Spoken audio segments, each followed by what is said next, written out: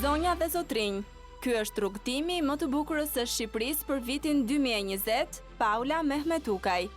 Menjëherë pasi rrëmbeu kurorën e Miss Universe Albania, Paula spikati për ngjashmërinë e tipareve të saj me ato aziatike. Ishin mediat e huaja ato që vunë dukje tiparet e veçanta të bukuroshes shqiptare, duke e diferencuar atë mes të tjerash. Paula nuk i shpëtoi dot syrit të publikut përmes fotosesioneve të shumta në Shqipëri dhe jashtë saj.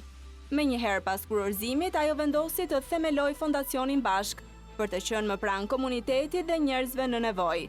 E cilësuar si një nga miset më të mira dhe e vlerësuar me pikët më të larta nga juria ndërkombëtare për fizikun, zgjuarsinë dhe nismat e saj, Paula u kthye në një ndër më të preferuarat në Miss Universe. Në ngjyrat kuqe zi, ajo thirrri me të madhe krenarin për vendin e origjinës përmes videos Made in Albania, ku në pak sekonda çdo shqiptar i rre zemra fort. Përmes kësaj video, bota u njoh me perlat e vendit ton dhe u arrit promovimi i vlerave më të larta kulturore, artistike e turistike. Është shfaqur në Fox TV me mbi 500 milion shikues, duke thyer çdo pritshmëri.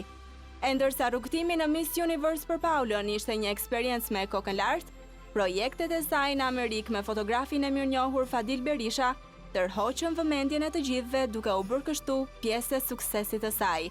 Paula provoi se të qenurit një Miss nuk do të thotë të jesh vetëm e bukur, por të jesh e guximshme, e pandalshme, triumfatore dhe mbi të gjitha, të mos ndalesh asnjëherë për të arritur atë që do.